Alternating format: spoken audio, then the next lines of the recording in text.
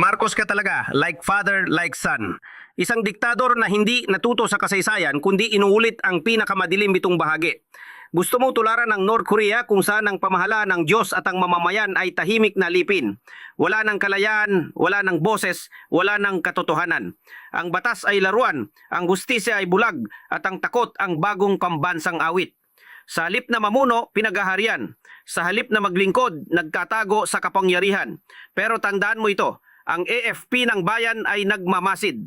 Kung nasuhulan man sila ng bilyong-bilyong ninakaw mula sa kaban ng bayan, naniniwala pa rin kami, may mga sundalong Pilipino na pipiliing maging bayani, hindi kasangkapan ng diktadurya. Mga anak ng bayan na ayaw maranasan ng kanilang pamilya ang sinapit ng mga mamamayan ng North Korea. Mga kababayan, ito ang tanong. Gusto ba nating maging katulad ng North Korea? Isang bansang walang boses, walang hustisya, walang pag-asa? Bakit ko ito nasabi? Dahil sa malinaw na manipulasyon sa pagpili kay Crispin Remulla bilang ombudsman. Isang akbang na nagpapakita kung paano ang batas ay ginagamit hindi para sa bayan, kundi para protektahan ang kapangyarihan. Panoorin ang bidyong ito at kayo na ang humusga. What would you think of the public thinking that somebody who affirmed that sometimes we should bend the law has become the ombudsman of this republic? Do you think that Secretary Remulla can ever be fair in deciding the cases against himself? Now, Few questions from the chair. Yes, Your Honor. In the previous rules of the Judicial and Bar Council, those with pending cases or pending complaints are automatically disqualified. The case in point is that case of then Senator, now Congresswoman Laila de Lima. Because of her pending disbarment case in 2012, she was automatically disqualified.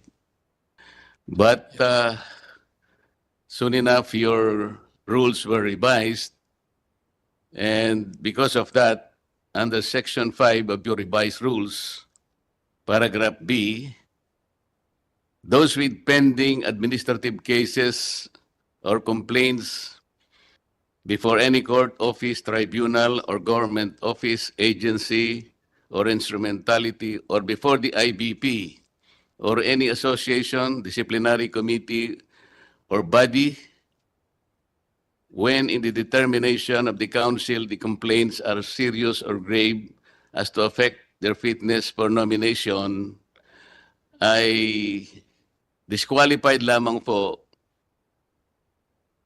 But again, kung madidetermine ng council na yung complaints are serious or grave as to affect their fitness for nomination. Ang ibig pong sabihin nito, Justice, if the council feels that the complaints are not serious or grave enough to affect their fitness or nomination, hindi po madi-disqualify yung applicant. Is that correct, sir? With respect to disqualifications, there are automatic disqualifications like if you have been pending cases in criminal cases in the courts. And Yes, Justice. with Ang respect- sinasabi ko po yung sa with respect- Section 5, which Yes. says the following are disqualified from being nominated for appointment in any judicial post or the position of ombudsman, deputy ombudsman. Yes, Ito pong sinabi ko, pero ang kolatilya po, when in the determination of the council, the complaints are serious or grave. Ibig sabihin po, kung hindi serious at saka hindi grave, hindi po siya madi-disqualify. po, That's right, sa- sir. it pertains to the administrative cases po. If it is pending in the ombudsman, an applicant is automatically disqualified. But with respect to the pending administrative cases or complaints before any office, court, tribunal, or any government office, ito po subject to this discretion of each member. Yun ang Yan nga po ang ibig ko sabihin, hindi ho, Justice. hindi ho automatic. Yun nga po. So, ibig sabihin nito dahil nag-file po ng disbarment si Mayor Sebastian Duterte, Yes po. ibig sabihin po, in the discretion of the council, hindi siya serious or grave enough. Tama po ba? Ang what I heard yesterday was the argument that it refers the complaint refers to the same act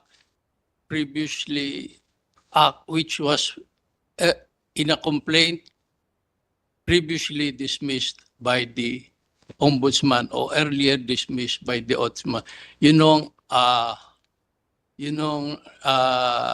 Bakit daw uutan si Chief Justice? Parang hirap siyang sabihin ng diretsahan. Kahit hindi tayo abogado, may nahalata akong kakaiba. Ito ang aking pagkaintindi. Pakikorek kung mali. Pwede palang madisqualify ang isang aplikante sa ombudsman kung may mabigat o seryosong kaso laban sa kanya.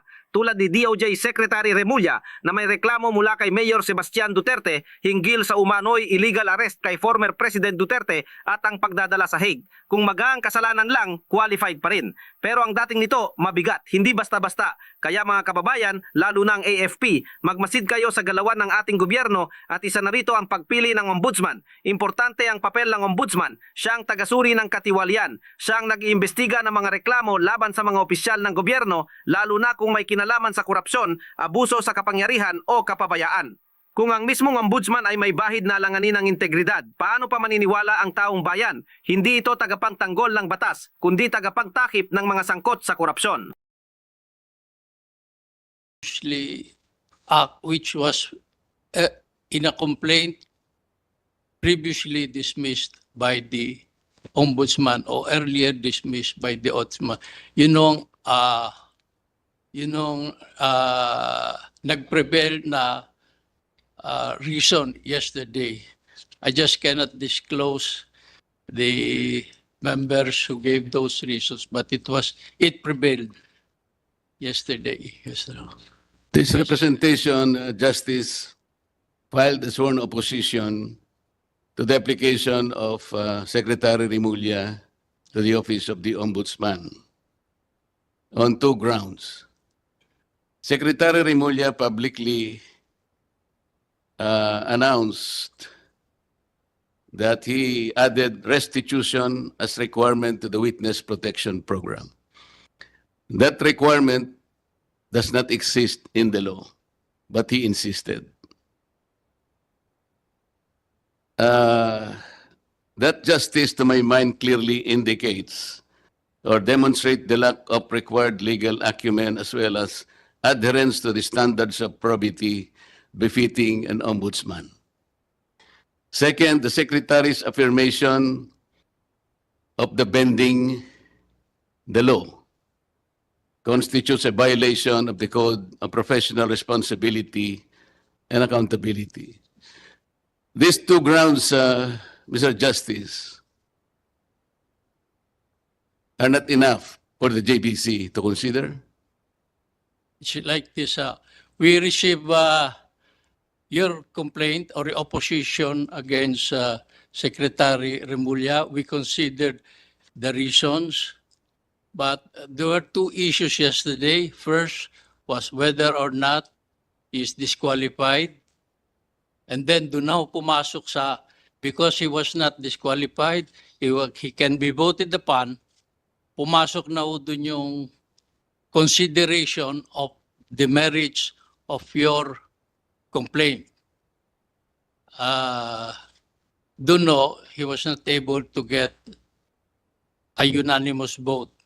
Pero hindi ko na ho masabi ko sino yung mga votante. But they considered the reasons you gave.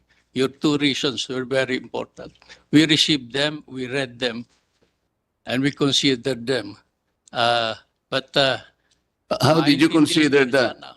How did the council consider the sworn opposition? Ano yun? Nasa weight na ho yun. Nasa weight. Not sa qualification or disqualification, but on the weight na sa voting ng a considered candidate nandun na sa way to yun. The members, majority are appointed by the president. They considered that it is, they voted, the majority voted for him, so they did not give it much weight, you know, or the opposition. Mr. Justice, one of the overarching principles that guided the creation of the 1987 Constitution is the desire to promote the rule of law, as is stated in our own preamble. Pag sinabi po nating rule of law, this is the guiding post. When somebody affirms that sometimes we can bend the law, you or the JBC took that very lightly, Mr. Justice? No, Your Honor, we, in the interpretation of the law, we can be strict, or we can be, what do you call that? For example, in the interpretation of the Constitution, if you are a strict one, they call you an originalist. And if you want to adapt to the times, they call you are a believer of the living Constitution. I don't know. We're not interpreting the Constitution, Mr. Justice. Yes, sir. I'm asking you whether the rule of law is still the foundation of our Constitution. It is very much the foundation. When somebody affirms that the law can be bended, that is inconsistent with the Constitution. Don't you think so?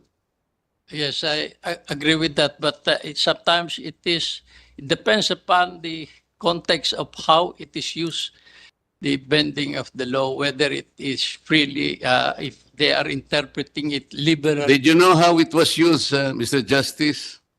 Yes, We were discussing Yes, whether Your or not restitution yes, Your Honor. is a requirement for an applicant to be processed under the Witness Protection Program. Yes, Your And suddenly the Secretary of Justice insisted that one requirement is restitution. It is not there. aware of that. Yes. And somebody suggested that sometimes the law should be bent. That Yes, was sir. the context, Mr. Justice. I heard it, Your Honor. I saw it on And if you hear it from no less than the Secretary of Justice, abrogating all the cornerstones of our belief in ourselves, in our Constitution, then you still include him as an applicant to the Ombudsman. Somebody who will preside over the lives, the properties and liberties of every citizen of this country. You take light of that. The JBC will take light of that, Mr. Justice. the majority considered it as slight. So the majority The majority. took light of the opposition of a senator of this republic, Mr. Justice. That is of Your Honor. And 6 of them, based on their discretion, the opposition is not worth it. Is that it, Mr. Justice?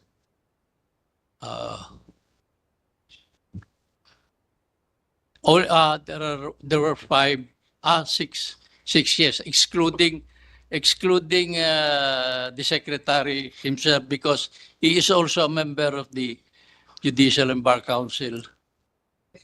Because of his inclusion in the shortlist, Mr. Justice, will you favor amending further your rules Yes, Your Honor. We that have- would give a chance that all prospective nominees or applicant to the ombudsman should already be subjected not to the JBC but the Commission on Appointments? It's up to you, Your Honor. It's only a suggestion, Mr. Justice. But with respect, Just thinking aloud, Mr. Justice. yes, Your Honor. With respect to the JBC, we have set tomorrow up to Friday to review and amend the internal rules of the JBC, considering past incidents. and we are inviting the public to submit their recommendations. So it will be a 3-day workshop to amend the internal rules of the Judicial and Bar Council. What would you think of the public thinking that somebody who affirmed that sometimes we should bend the law has become the ombudsman of this republic? I do not have time really to read the social media, but my position is different. I am a believer of the rule of law. I was a justice for several years at a regional trial court. When I was a regional trial court, I adhered to precedents. Also, when I was a justice in the Court of Appeals, I adhered to the precedents. When I was in the Supreme Court, whenever I make a ruling, I was very aware that our decisions will be considered as precedents by those following us. So that's my experience being in the judiciary. That's why I believe in the rule of law. Thank you, Mr. Justice. Any more questions from the floor? Mga kababayan, AFP at PNP, sa ombudsman pa lang, tagilid na. Kung ang tagapagsuri ng katiwalian ay may bahid ng kompromiso, paano pa ang mga investigasyon ng Senado at ng bagong komite na ICI? Gaano nga ba ka-credible ang mga ito kung karamihan sa mga miyembro ay appointee ni Marcos? Kung ang mga sangkot sa korupsyon ay tila protektado, saan pa tayo lulugar? Ang ombudsman ang huling depensa ng bayan laban sa katiwalian. Pero kung siya mismo ay may reputasyong tagabali ng batas, paano pa maniniwala ang taong bayan? Hindi na ito simpleng usapin ng legalidad. Ito ay laban para sa tiwala, para sa katotohanan, at para sa kinabukasan ng ating bansa. Sana hindi mangyari sa atin na maging North Korea tayo.